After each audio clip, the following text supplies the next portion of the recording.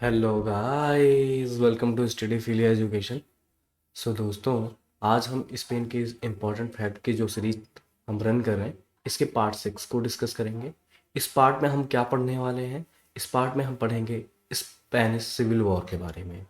हम समझेंगे Spanish civil war की क्या सिग्निफिकेंस रही है हिस्ट्री में, है ना? और क्यों इम्पोर्टेंट है हमारे एग्जाम पर्सपेक्टिव से। और ओवरऑल हम हिस्ट्री को थोड़ा सा समझेंगे, स्पेनिश सिविल वॉर को पढ़ेंगे, क्योंकि ये एक ऐसा वॉर है जो कि सिर्फ स्पेन ने नहीं लड़ा है बल्कि अदर इंटरनेशनल कंट्रीज।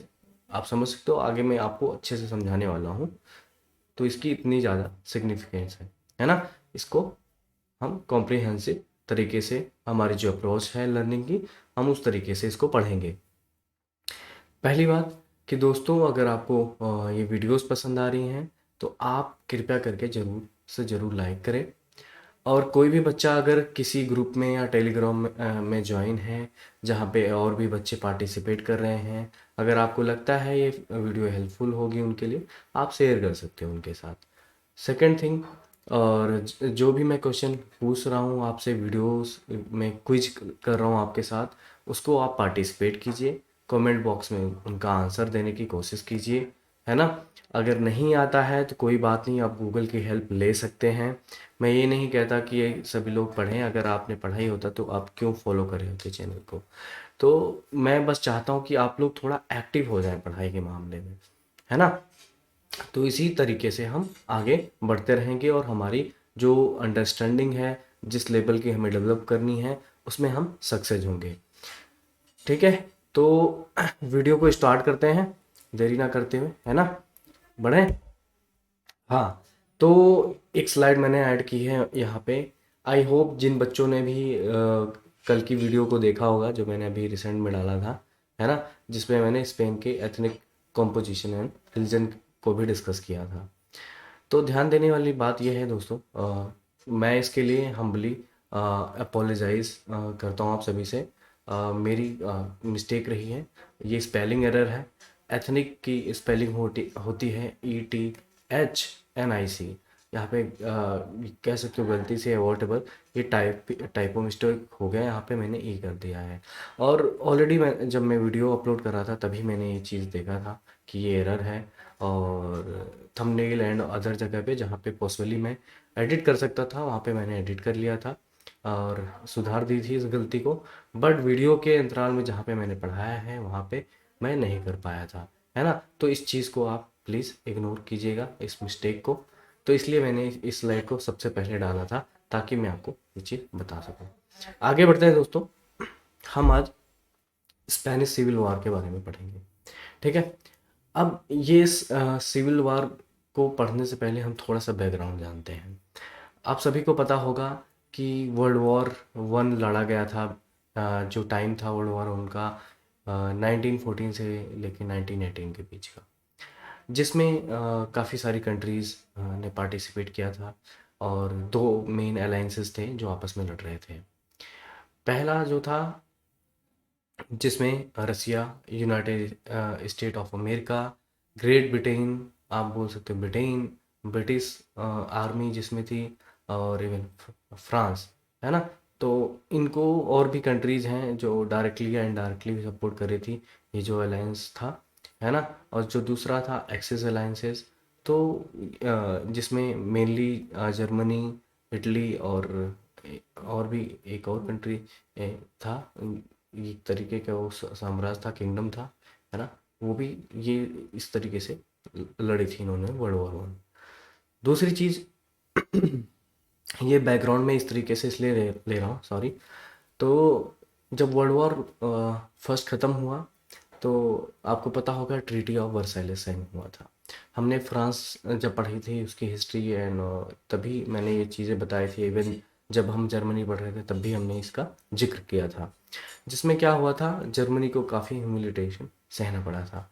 और जिसमें क्या हुआ था कि इस पे पाबंदी लगा दी थी जर्मनी पे कि वो जो एमिनेशन है उसको डेवलप नहीं कर सकते।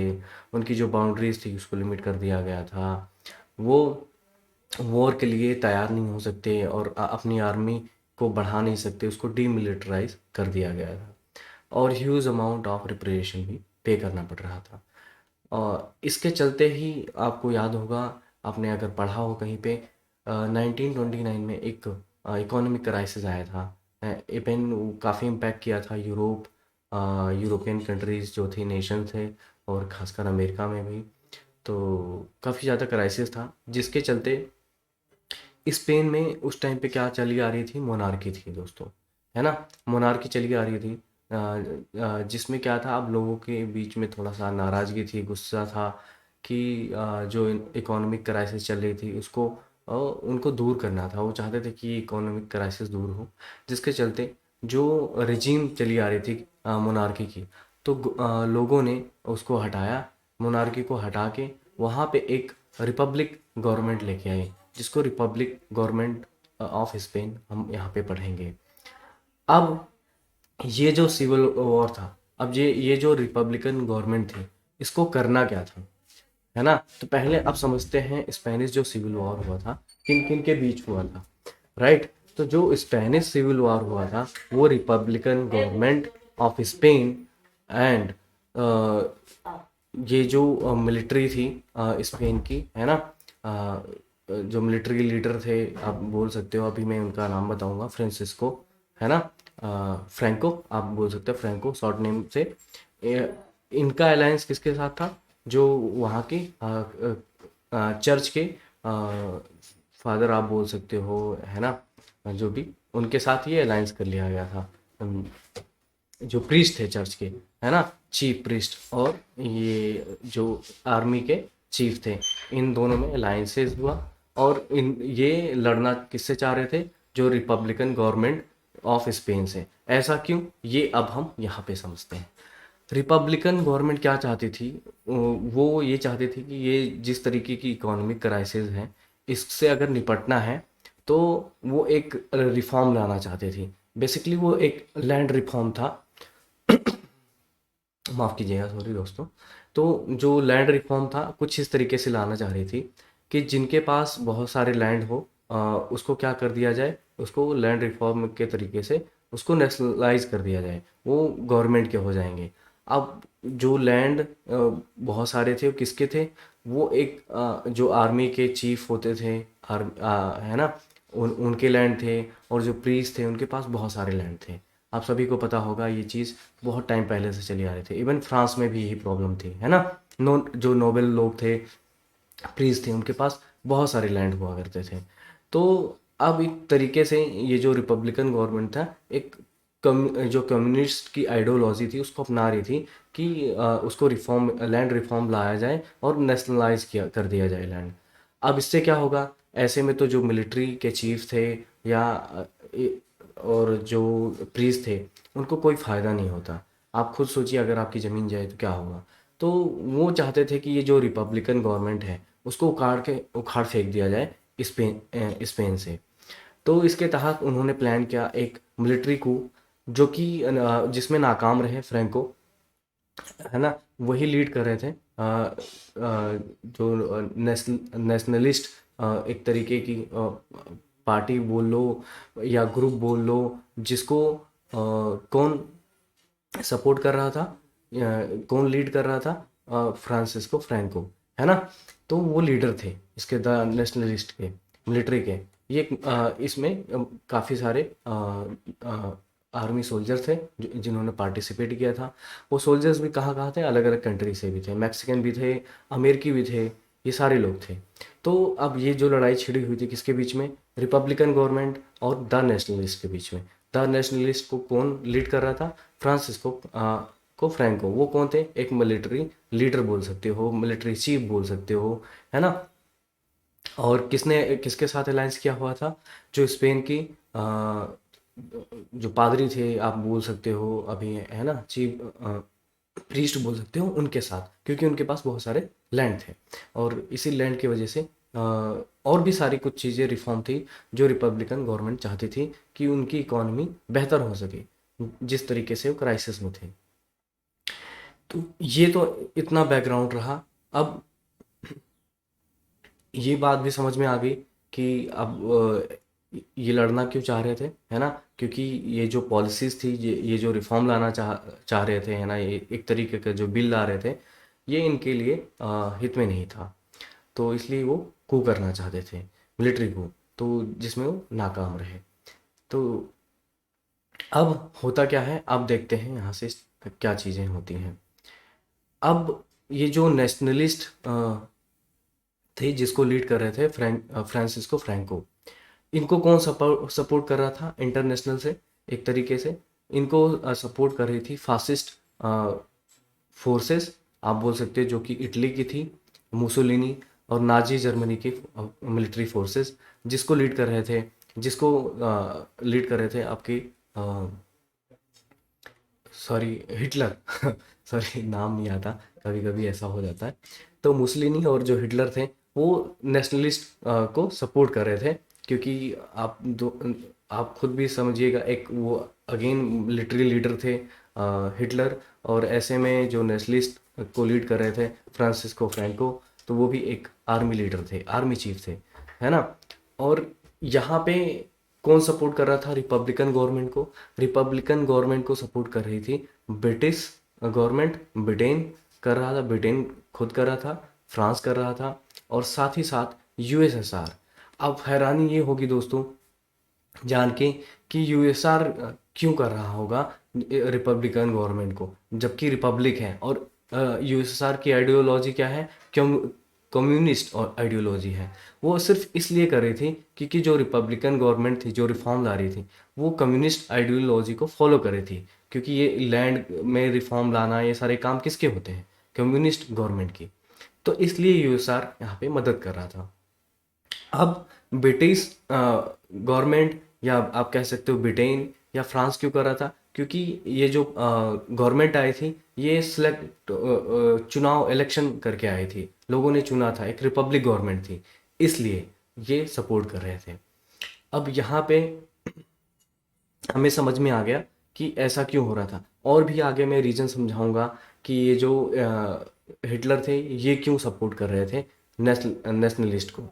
आप सभी को पता होगा 1931 में हिटलर जो है वो चांसलर बन जाते हैं जर्मनी के, और उन्होंने वो क्या कर रहे थे, ये जो टाइम है 1936 का और 39 का जो टाइम पीरियड है, इससे पहले वो एमनीशन, हथियार, एयर फोर्सेस और मिलिट्री फोर्सेस अपनी उन्होंने काफ़ी ज़्यादा बढ़ा दी थी, तैयारी कर ली थी, जबकि जो ट्रीटी ऑफ वर्साइल्स के को वायलेट कर रही थी, पर फिर भी हिटलर ने अपने सोल्जर्स काफ़ी बढ़ा लिए थे। अब ये टाइम था कि ये जो नाजी जर्मनी के जो लीडर हैं हिटलर, वो चाहते थे कि जो भी उन्होंने हथियार बनाए हैं, जो भी आर्मी हैं, जो भी एयर फोर्सेस हैं, उनको एक तरीके से टेस्ट भी करना चाहते थे। तो उनके लिए एक एक तरीके का प्ले ग्राउंड मिल गया था, स्पेनिश जो सिविल वॉर हुआ था, है ना? वो देखना चाहते थे किस तरीके से एयर फोर्सेस वगैरह हैं, सारी चीज़ें वर्क करते हैं रियल टाइम पे। तो एक तरीके से ये भी आप बोल सकते हो कि जो स्पेनिश सिविल वॉर था, वो हिटलर के लिए काफ़ी मददगार साबित हुआ। इसी से आप एक तरीके से भी बोल सकते हो ये प्री वर्ल्ड वॉर टू था, है ना? जो कि हिटलर ने अपने सारे जो नए नए न्यू वेपन बनाए थे, जो न्यू एमनिशन थे, एयर फोर्सेस थे, उनको यूज किया था। इवन मैं आपको ये भी बताऊं, जो नाजी जर्मनी की जो पार्टी फोर्सेस थी, उन्होंने सिविल लोगों पे भी बमबारी की थी, है ना? अ, हवाई हमले किए थे। तो ऐसा क्यों किया था? क्योंकि हिटलर देखना चाहता था कि जब सिविल लोगों पे बमबारी की जाए, है ना, जो एयर फोर्सेस हैं, उनका जो हमला किया जाए, तो जो गवर्नमेंट है, रिपब्लिकन गवर्नमेंट, यहाँ की नहीं, इवन रिपब्लिक गवर्नमेंट जो यूएसए है, फ्रांस है, फ्रांस में भी थी, ब्रिटेन में भी थी, तो वो किस तरीके से रिएक्ट करते हैं, जब किस तरीके से वो घुटने तक आ सकते हैं। तो एक तरीके से बहुत ही अच्छा एक तरीके से बहुत अच्छा प्ले ग्राउंड मिल गया था हिटलर को अपने सारी चीज़ें टेस्ट करने के लिए। इसीलिए स्पेनिश सिविल वॉर को प्री वर्ल्ड वॉर टू भी कहा जाता है। आई होप बच्चों इतनी सी बात क्लियर हो गई होगी, है ना, कि नाजी जो पार्टी थी, है ना, नाजी की जो फोर्सेस थी या फासिस्ट इटली जो मोसलिनो लेनी थे, वो क्यों सपोर्ट कर रहे थे नेशनलिस्ट को, है ना। और नेशनलिस्ट क्यों रिपब्लिकन गवर्नमेंट से लड़ना चाह रहे थे, क्योंकि जो उनके लैंड थे, सारी चीज़ें थे, उनको नेशनलाइज किया जा रहा था, किसके द्वारा, रिपब्लिकन गवर्नमेंट के द्वारा। तो आगे अब इस चीज़ को हम थोड़ा और समझते हैं। ये एक पिक्चर है, आप देख सकते हो, जिसमें काफ़ी यंग नौजवान आपको दिख रहे होंगे जो लड़ाई के लिए तैयार थे स्पेन सिविल वॉर के टाइम पे। उस टाइम की ये पिक्चर है, ये मैंने history.com से ली है, आप देख सकते हो। अब आता है जुलाई 18 1936 का टाइम, जब स्पेन सिविल वॉर शुरू होता है, जिसमें right wing and left wing आपको समझने की अभी ज़रूरत नहीं है।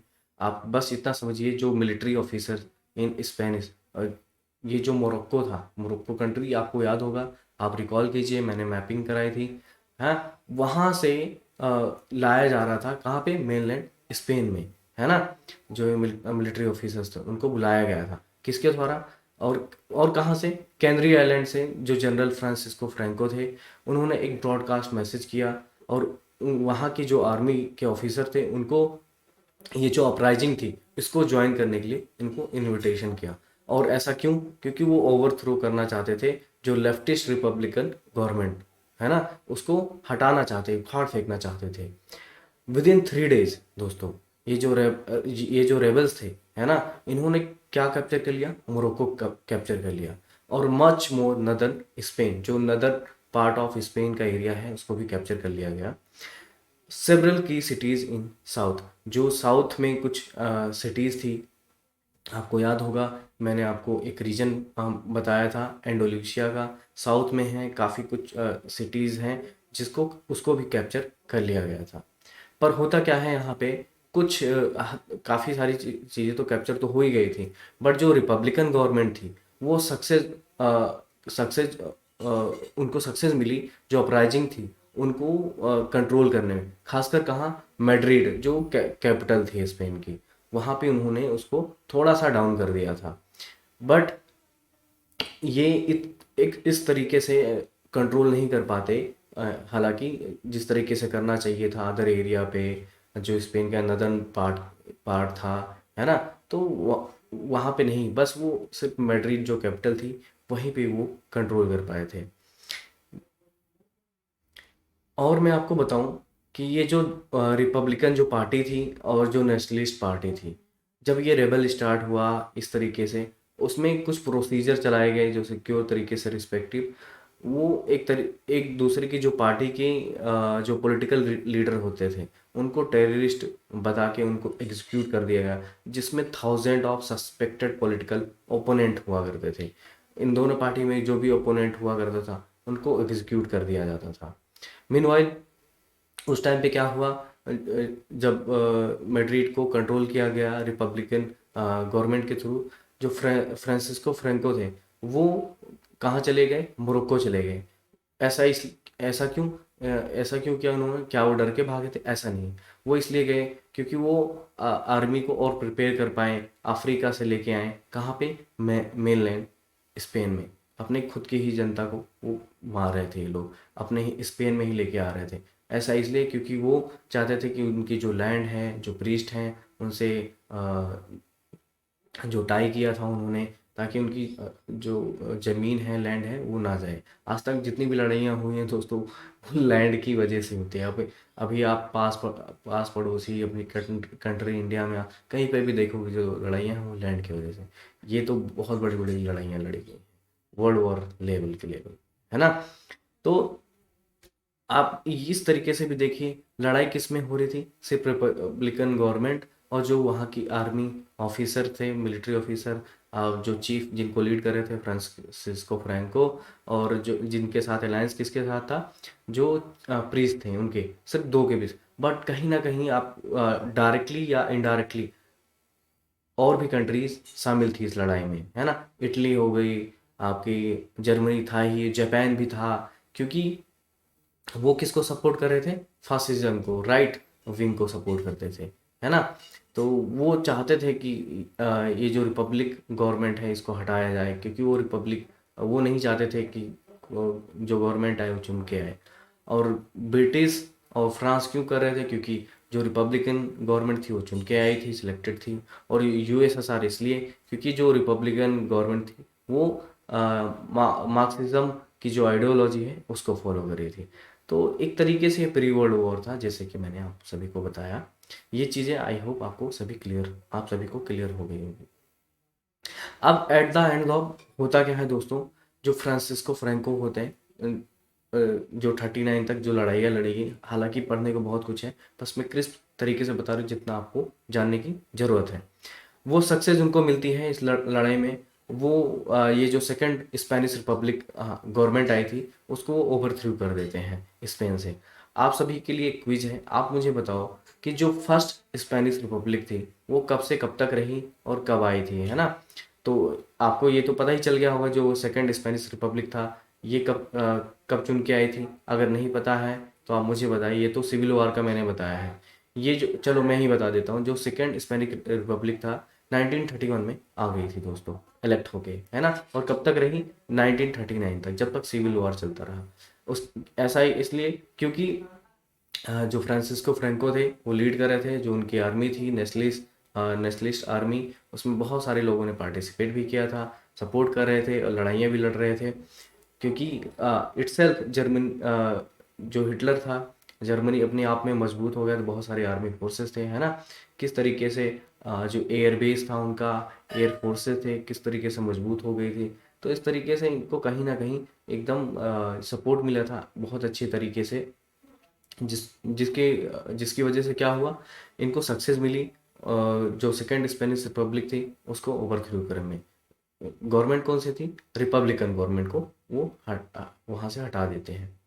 उसके बाद क्या होता है, स्पेन को रूल करते हैं Francisco Franco as a dictator from 1939 to 1975 तक, एज अ डिक्टेटर, है ना। और एज्यूम किया जाता है ये कॉर्डिलियो, एज ए कॉर्डियो इनको एक टाइटल दिया जाता है, इसका मतलब होता है चीफ मिलिट्री ऑफिसर या लीडर बोल सकते हैं, सुप्रीम लीडर एज ए, है ना, अज्यूम किया जाता है। तो इस तरीके से इनकी डिक्टेटरशिप रही है। आप फ्रांसिस्को फ्रैंको के बारे में और थोड़ा पढ़िएगा, किस तरीके से इन्होंने रूल किया। और आने वाले टाइम में जो और भी सीरीज आएंगी इस वीडियो में, मैं इनके बारे में और बताऊंगा कि ये जो 1939 और 1975 के बीच का टाइम था वो कैसा था, इन्होंने क्या क्या चीज़ें रिफॉर्म लाए थे या क्या क्या चीज़ें की थी, है ना। 1975 के बाद क्या हुआ था जिसकी वजह से फ्रांसिस्को फ्रैंको को हटना पड़ा था, है ना। ये सारी चीज़ें क्या हुई वो हम समझेंगे। अब कुछ पिक्चर्स हैं जो मैं आपको दिखाना चाहता हूँ। ये जो नेशनलिस्ट ट्रूप्स हैं फ्रांसिस्को फ्रैंको के, आप देख सकते हो, इरुन एक एरिया है स्पेन का, उस टाइम का ये नज़ारा है, आप देख सकते हो, है ना, स्पेनिश सिविल वॉर के टाइम का। और पिक्चर्स हैं, ये भी है जनरल फ्रांसिस्को फ्रैंको के ट्रूप्स हैं, किस तरीके से टैंक वगैरह ये सारी चीज़ें लेके जा रहे हैं या लोगों को लेके जा रहे हैं साथ में। कहाँ पे, बार्सिलोना। बार्सिलोना आ, किस रीजन की कैपिटल है ये आप मुझे बताएंगे, है ना। और ये 1930 का उस तरीके उसका टाइम है। मोस्टली आप देखोगे यंग लोग बहुत ज़्यादा पार्टिसिपेट, क्योंकि उस टाइम पे यूरोप में क्या था, एक नेशनलिज्म की भावना उमड़ी हुई थी, तो जिसमें जो यंग सोल्जर होते वो बहुत ज़्यादा पार्टिसिपेट करते थे, है ना, वो लड़ाइयाँ लड़ने जाते थे। आगे की हम पिक्चर देखें, ये अगेन ये एक मैक्सिकन ऑक्सिलरी बटालियन है, जो कि किसके साइड से फाइट करने जा रही है, रिपब्लिकन गवर्नमेंट के थ्रू से, जो मार्च कर रही है through Barcelona during Spanish civil war, है ना। तो इस तरीके से देख सकते हो ये ट्रूप्स को लाया गया था कहाँ से, ये मैक्सिकन बटालियन के। अगेन ये पिक्चर है एक, मैं आपको दिखाना चाहता हूँ, जब किसी भी कंट्री में सिविल वॉर होता है, जो आम पब्लिक होती है, जो आम जनता होती है, जो सिविल लोग होते हैं, उनको कितनी परेशानियाँ उठानी पड़ती है। आपको पता होगा सीरिया का क्या हाल हुआ था जब वहाँ पे सिविल वॉर हो रहा था। मुझे याद है आज भी 2015 में और 2016 में कुछ इस तरीके का, इतना ही छोटा बच्चा था जो समुद्र के किनारे, उसकी डेथ हो गई थी, एज ए रिफ्यूजी था वो बच्चा। कोई भी कंट्री थी लाइक फ्रांस एंड ऑल, वो अपनी कंट्री में शरण नहीं देना चाहते थे, जिसकी वजह से बहुत सारे लोगों की जानें भी गई थी। तो ऑलवेज जब भी लड़ाई होती है उसमें नॉर्मली जो नुकसान होता है वो आम जनता का ही होता है। इन बच्चों को देखिए, इनकी क्या गलती है। और ये एज रिफ्यूजी ये कहाँ जा रहे थे? फ्रांस में तरीके से जा रहे थे। तो ये चीज़ें आपको समझनी है। ओवरऑल बैकग्राउंड ऐसा नहीं है कि ये चीज़ें पूछी जाएंगी आपसे एग्जामिनेशन जेन्यू में, बट ओवरऑल जब आपको हिस्ट्री बैकग्राउंड पता होगा, अगर आपसे कोई भी क्वेश्चन पूछा जा सकता है, अगर आपको डायरेक्टली उसका आंसर नहीं आता तो आप इसकी मदद से आंसर कर पाएंगे with the help of elimination method. Elimination तभी मेथड वर्क करता है जब आपको होलिस्टिक नॉलेज होती है, कॉम्प्रिहेंसिव अंडरस्टैंडिंग होती है।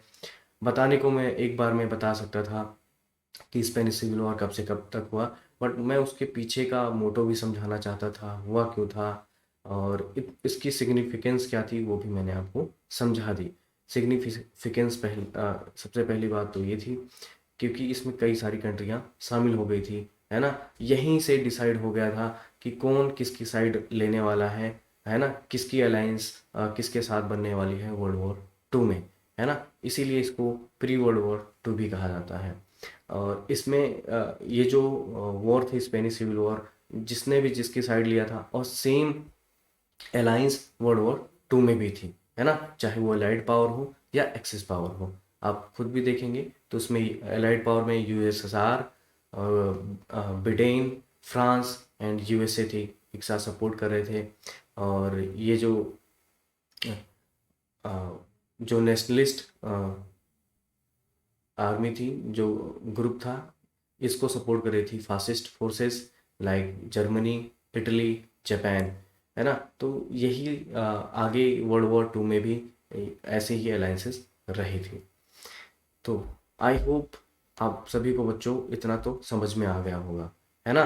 और जैसे मैंने बता दिया था, ये ये जो सिविल वॉर था, Spanish civil war for Germany and Italy, इनके लिए एक टेस्टिंग ग्राउंड था, new method of tank and air warfare. Air forces को वो टेस्ट करना चाह रहे थे, इटली और जर्मनी, है ना। इन्होंने जो भी अपनी नए वेपन बनाए थे, इन्होंने इसी में टेस्ट कर लिया था हिटलर ने।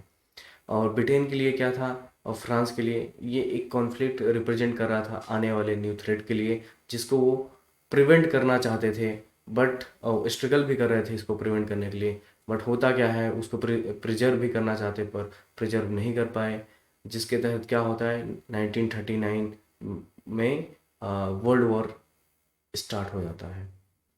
ये बात इतनी सी बात आप सभी बच्चों को समझ में आ गई होगी। आई होप सारी चीज़ें क्लियर है। इवन इफ अभी किसी भी बच्चे को कोई भी डाउट हो है स्पेनिश सिविल वॉर से रिलेटेड, वो कमेंट बॉक्स में डायरेक्टली क्वेश्चन पूछ सकता है, कुछ भी पूछ सकता है, मैं उसको आंसर ज़रूर करूँगा, लिखूँगा। मैं सारे कमेंट पढ़ता हूँ और मैं सभी बच्चों से अपील करता हूँ कि जो भी क्वेश्चन मैं जो भी क्विज करूँ आपसे, आप सभी लोग पार्टिसिपेट करें। नहीं आता है तो आप हेल्प ले सकते हो गूगल सर्च इंजन के, है ना। इंटरनेट की मदद से आप पढ़ सकते हो और अपने नोट्स ज़रूर बनाएं। मैं बार बार आपको कहता हूँ क्योंकि एट द लास्ट आपके अपने नोट्स ज़्यादा काम आएंगे, है ना, एग्जामिनेशन जब आपके नज़दीक होगा। सेकंड थिंग, आप इस वीडियो को शेयर कर सकते हो अगर आप किसी ग्रुप में ज्वाइन किए हुए हो, और वीडियो को बिल्कुल लाइक करना ना भूलिए। ऐसा लाइक करने के लिए मैं इसलिए बोलता हूँ इन द लास्ट, मेरा कोई ज़्यादा फोकस नहीं होता, बट हाँ मैं चाहता हूँ कि इसकी रीच जो वीडियो है ज़्यादा से ज़्यादा लोगों तक जाए।